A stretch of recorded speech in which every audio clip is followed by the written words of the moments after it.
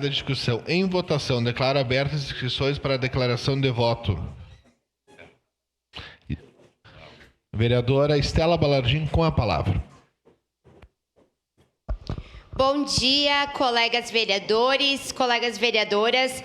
Eu gostaria de iniciar lhe parabenizando o vereador Caleb pela proposição dessa moção que trata de um tema central para o momento que nós vivemos, um momento que nos gera e gera em todas as pessoas muita insegurança, porque podemos e sabemos que vamos enfrentar novamente um evento climático extremo e a gente não pode dizer aqui que são eventos climáticos que a gente não consegue prever, porque eles são previsíveis. E foi dito por diversos colegas hoje que essa previsão ela vem lá de 2023 e que desde então a gente ainda não vê na prática as coisas serem feitas no nosso estado para que a gente tenha de fato a prevenção sendo executada.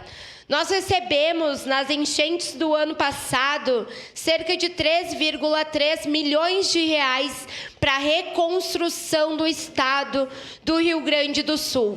Porém, de todo esse montante de valor, apenas 0,29% foi utilizado.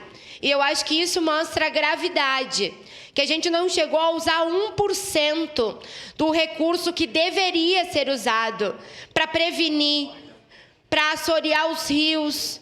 Então, a gente precisa tratar desse assunto e eu quero trazer o exemplo de um bairro aqui da nossa cidade, que é o loteamento Balardim. Lá foi um dos lugares afetados em 2024, porque a Sangue encheu. Depois de muita luta, cobrança, o Executivo Municipal realizou o desassoreamento daquela sanga. E agora, com essas chuvas, eu estive lá, andei por todas as casas e a tranquilidade das pessoas foi: encheu, a água subiu, mas não chegou perto da porta das nossas casas.